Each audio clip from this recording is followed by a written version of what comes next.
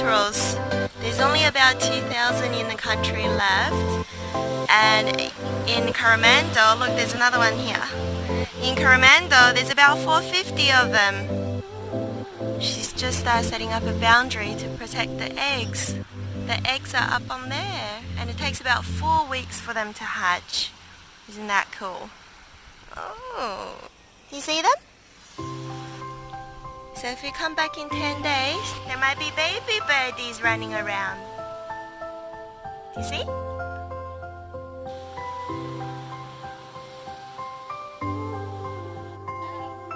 And, yeah.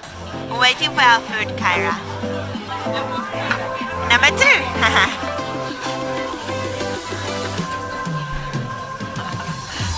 Yummy? No more! Is it out? Yeah, it's okay. That doesn't hurt you, darling. Look at that, chalk and cheese. Compared to yesterday. No, oh, darling. It's not sharp. It's okay.